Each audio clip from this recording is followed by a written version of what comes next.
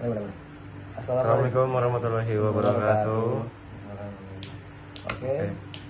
Perkenalkan, nama saya Dafan Syari Hakim dengan NIM 2024 0140 dan sebelah Saya Wildan Valerian dengan NIM 2024 0140 0180 dari kelas D. Oke. Nah, di sini kami ingin berdiskusi atau menjelaskan tentang submodalities dengan tema NLP, yaitu Neuro Linguistic Programming. Nah, oke. Kalau menurutmu itu tujuan dari NLP itu apa? Untuk NLP sendiri itu untuk kepanjangan NLP itu juga bisa kepanjangannya itu Neuro Linguistic Programming. Nah, itu kalau setahu saya itu dia dikembangkan oleh Richard de Bandler dan John Grinder dengan tujuan untuk membantu manusia memahami cara kerja pikiran, cara kerja pikiran mereka agar bisa mencapai potensi yang terbaik buat mereka atau juga buat manusia juga. Cara mencapai potensinya itu gimana, Bu?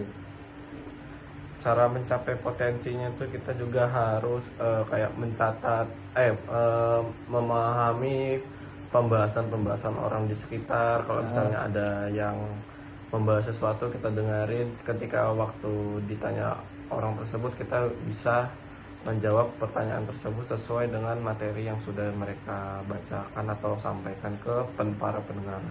Berarti kita harus memahami dulu ya tentang apa yang mereka bicarakan atau mereka omongin lah. Iya. Oke. Nah, boleh tanya saya. Apa saja nih? Apa aja coba. Pertanyaan kedua nih, bagaimana konsep limiting belief dapat mempengaruhi seseorang dengan mencapai potensinya? So konsepnya bagaimana? Limiting belief. Misalnya itu menurut saya itu tentang dengan membaca apa? Gerakan tubuh kita lawan tuh. Maksudnya tuh kayak gimana tuh? Bertindak dengan mempercayai kepada orang lain. Misalnya tuh saya tidak bisa melakukan ini atau misalnya ini, jadi kita minta bantuan orang lain gitu. Gitu. Oke. Untuk pertanyaan yang ketiga, mengapa Richard Bandler mengatakan bahwa fear doesn't come from nowhere? Itu apa? Kenapa dia mengatakan itu? Kalau menurut saya itu kan ketakutan yang muncul begitu saja. Nah, itu ketakutan itu berasal dari pengalaman atau persepsi kita yang tidak kurang baik menurut kita tuh. Jadi itu membuat seperti trauma. Nah, sekarang saya bertanya ke Wildan, menurutmu itu submodalities itu gimana tuh sih, Will? Terus habis itu pandangannya gimana? Submodalities itu juga bisa disebut komponen dari pengalaman sensorik seseorang yang mencakup visual, auditori, kinestik, terus kemudian gustatory. Nah, itu tuh dapat membantu kita untuk bagaimana cara memahami informasi yang diproses dalam otak. Jadi informasi yang kita sudah dengar atau kita simak, maka nanti akan berproses di dalam otak. Nanti di dalam otak ini akan menjadi memori, atau nanti seakan-akan kalau misalnya ada materi tersebut dibahas dan dipertanyakan oleh orang lain, kita ingat jawaban itu tuh di dalam otak masih ada tersimpan. Tuh. Oh gitu ya. Oke.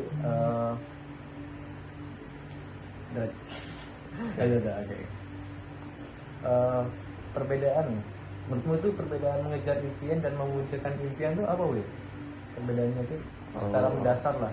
Kalau mengejar impian itu misalnya nih kayak seseorang yang lebih dominan dalam pengalaman visual akan lebih sering menggunakan kata seperti kayak lihat atau bayangkan. Sedangkan kalau yang lebih ke auditori akan mengatakan dengar atau resonansi. Terus juga kalau misalnya mewujudkan itu tuh kita mempunyai targeting bagaimana untuk tata yang akan terjadi di masa depan. Kalau misalnya kita mengajar, kita akan melakukan proses seperti kayak giat belajar, kayak apa, ngerjain soal-soal untuk persiapan Di masa depan kita yang akan datang. Oke. Kalau mewujudkan itu seperti contohnya kayak kita sudah berhasil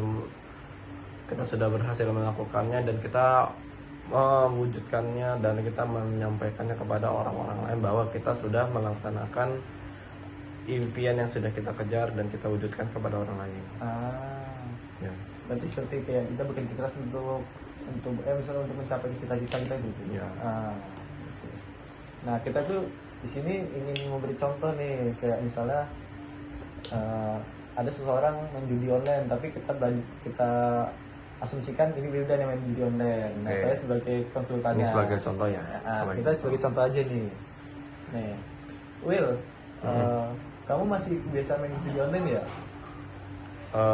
Iya kadang-kadang saya ngerasa udah kayak sering kebablasan, terus awalnya tuh cuman coba-coba aja nih, terus makin lama saya makin ketagihan, kayak awalnya tuh kayak wah nih cair nih, cair 10.000 misalnya, terus saya main lagi wah naik 50.000. Nah dari situ, dari situ tuh saya akhirnya mengalami namanya kecanduan dalam judi online, tapi tetap aja balik lagi. Kadang saya juga ngerasa nyesel, kayak seperti wah tiba-tiba saya kalah nih, jadi uang saya hilang gitu aja. Oke. Berarti itu pengalamanmu ya dari judi online itu ya? Ya. Oke. Kalau menurutmu itu pas kamu buka judi online itu rasanya gimana? Ada suara apa, kayak misalnya kebagian apa dari judi online tuh? Kayak seperti kayak ting jackpot. Contohnya kalau misalnya pas kita lagi menang tuh ada suara kayak wow victory, kayak wah selamat Anda mendapatkan bonus dari kami gitu.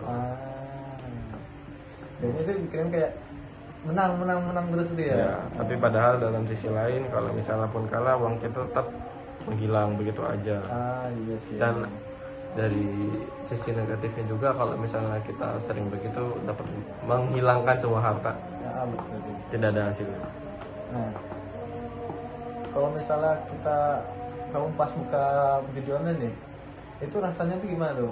Merasa senang apa kayak benar-benar kayak saya siap untuk mendapatkan duit dari situ? Kalau pertama kali buka tuh kayak wah kayaknya nih kalau kita sekali main kayaknya bisa nih kita nih dapat banyak nih. Misalnya saya depo di 50.000 nih, saya berharap nanti ini bisa dapat 10 juta nih dalam semalam. Terus kalau misalnya kalah ya udah, berarti kurang beruntung berarti. Berarti itu karena kebiasaanmu ya gitu ya. Nah kalau menurut saya sih, kalau mau ingin mengurangi dari kecanduan itu, pertamanya tuh kamu ini dulu berhenti dulu lah. Yang penting bisa hari, nggak usah kita baru besoknya 2 hari, kamu nggak buka lanjut seminggu, baru sebulan, pasti ntar kalau udah lebih dari sebulan atau 3 bulan pasti akan hilang rasanya, walaupun rasa pengen bukanya tuh ada itu. Oke. Terus lanjut. Habis itu kayak ganti waktu, misal kosongmu jangan buka judi online, bisa olahraga apa gitu Will. Oke. Nah itu saja contohnya. Nah mungkin itu saja untuk contohnya. Jadi untuk dari sisi cerita yang kita bahas ini jangan dicontoh buat yang lain, dan untuk yang nonton saat ini video kami jangan dilakukan karena judi online itu sangat diharamkan dalam agama dan kehidupan di bidang sosial, karena dapat merugikan keluarga dan juga kita sendiri, karena judi online tuh kita juga bisa menghilangkan harta, terus kehilangan semuanya karena kita sudah nekat untuk menaruh duit itu yang sudah tidak pasti dapat untuk kita. Oke. Mungkin itu saja video dari kita berdua.